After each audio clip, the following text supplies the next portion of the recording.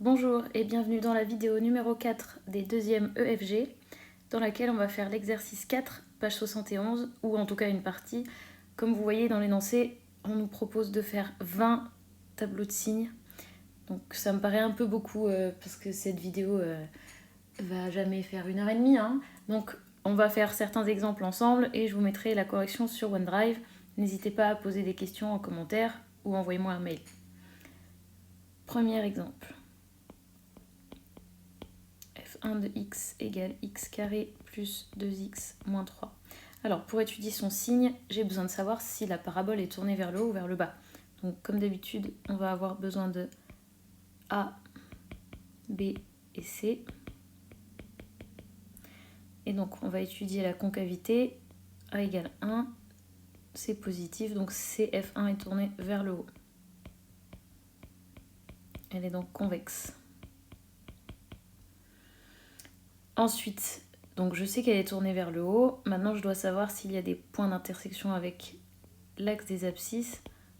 Donc, je dois calculer les racines.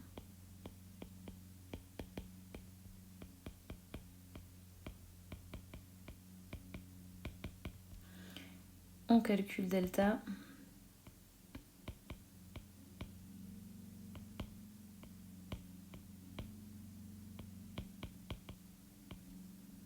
Et on obtient 16. C'est positif, donc on a 2 racines.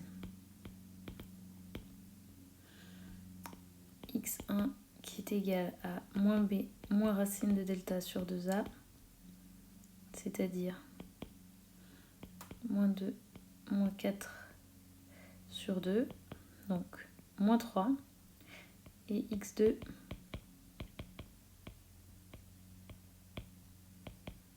qui est égal à moins 2 plus 4 sur 2, c'est-à-dire 1. Donc si je me fais un petit dessin, je sais que la courbe ressemble à ça. Elle est tournée vers le haut et on a une racine négative et une racine positive. Du coup, je peux facilement déduire mon tableau de signes. Donc dans la première ligne, je mets le domaine ainsi que les racines.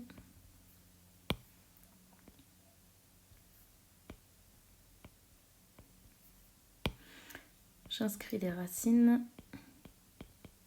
Et donc je regarde mon dessin. D'abord elle est positive, puis elle est négative, puis elle est positive. Donc plus, moins, plus. Et voilà pour le premier exemple. Deuxième exemple, f2 de x égale 2x moins 3. Alors la première chose à remarquer, il n'y a pas de x carré, donc attention, c'est une fonction du premier degré.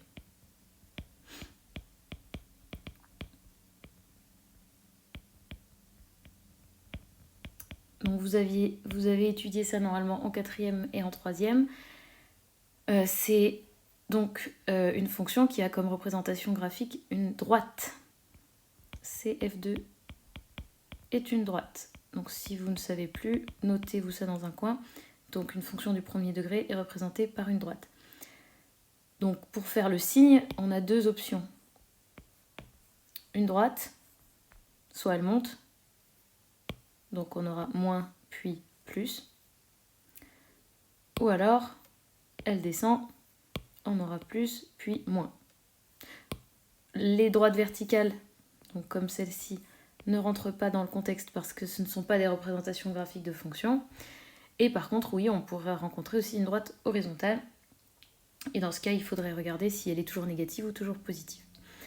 Alors, comment savoir si elle descend, si elle monte? Eh bien, on va regarder le petit a. Donc, une fonction du second degré, du premier degré. Je vous note ici, forme générale. C'est dans les rappels.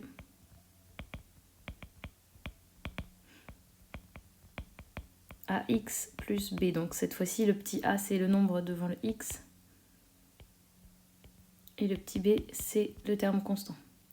Donc, pour savoir si c'est une droite qui monte ou qui descend, eh bien, on regarde, comme pour la concavité, le petit a. Ici, c'est positif, donc la pente est positive, donc c'est une droite qui monte.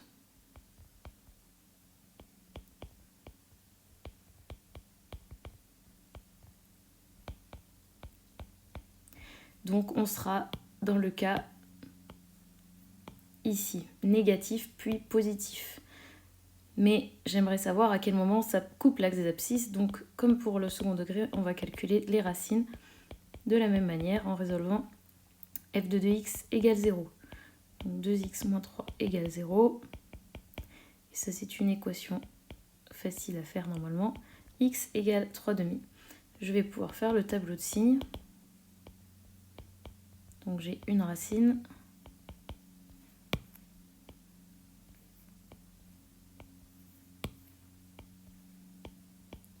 Et donc on a dit qu'elle monte, donc elle est d'abord négative, puis positive. Et voilà pour l'exemple 2.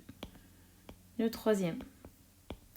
f3 de x égale 0,25 x au carré. Donc c'est une fonction du deuxième degré avec a égale 0,25, b égale 0, c égale 0. Donc sa concavité, elle est tournée vers le haut.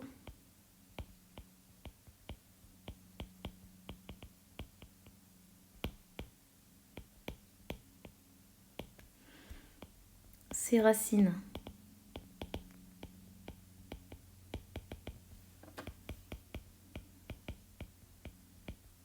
j'ai pas besoin de faire delta pour trouver ça, hein. Je sais qu'un produit est nul si un facteur est nul. Et donc il n'y a qu'une seule racine. Donc on a une droite qui est, une parabole qui est tournée vers le haut et qui a une racine. Donc le tableau de signes, eh bien, on va avoir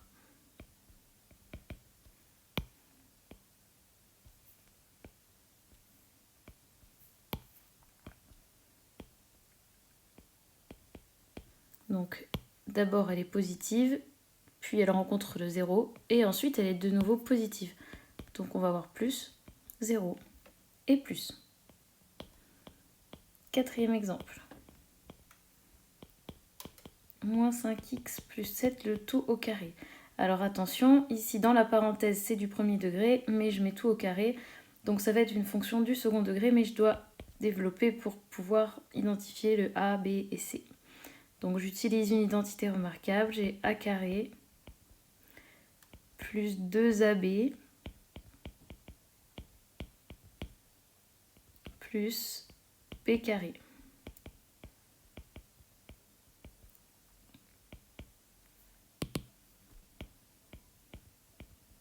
Il manque le x ici. Je le mets derrière, pardon. Non, et ça fait pas du tout ça. 70. 2 fois 5, ça fait 10. Et x 7, ça fait 70. Ok. Voilà. Alors, le petit a, c'est 25. Le petit b, moins 70. Et le petit c, 49. Alors, pour la concavité, donc, petit a égale 25, c'est positif. Donc, CF4 est tourné vers le haut. Vous avez le droit d'écrire tourné vers le haut ou convexe, comme vous voulez. Je vais calculer les racines.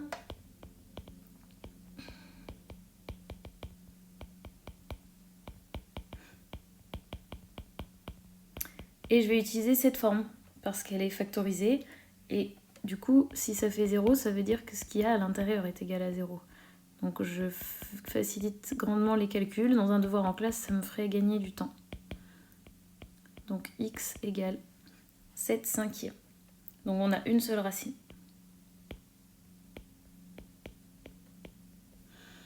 Donc c'est pareil que précédemment. On a une parabole qui est tournée vers le haut et on a une seule racine. Elle ressemble à ça. Donc mon tableau de signes.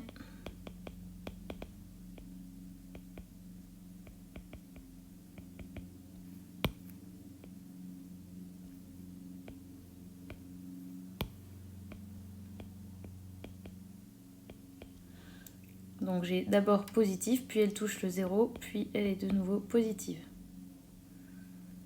Numéro 5.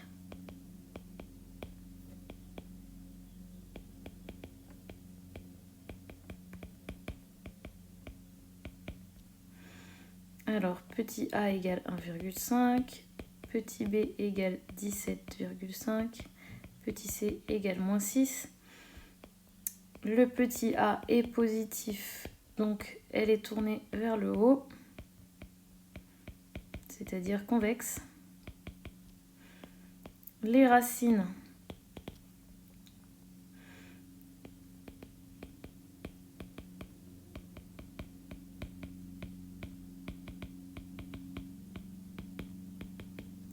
on va calculer delta.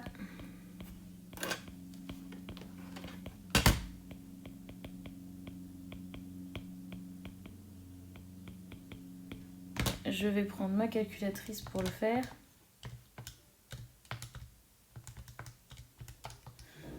Et on obtient 342,25. C'est positif, donc il y a 2 racines.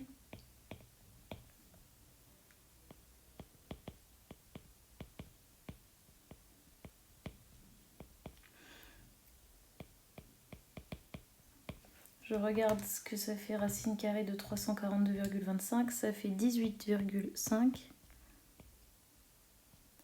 sur 3.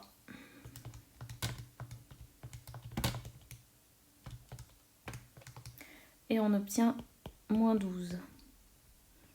Et pour x2,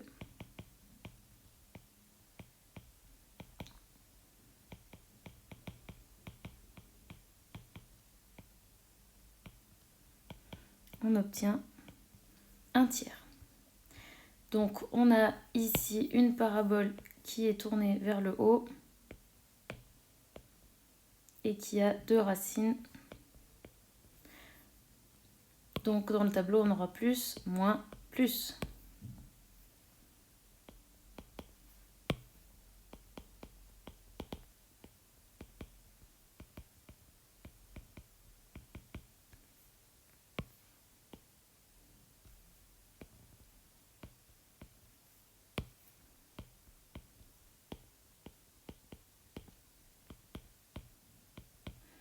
Voilà, je pense que je vais arrêter ici avec cette vidéo parce qu'après 5 exemples, vous avez tout compris. Je finis la correction et je vous l'envoie sur OneDrive. Je vous donne rien pour jeudi parce que cet exercice est déjà bien assez long. Donc à jeudi.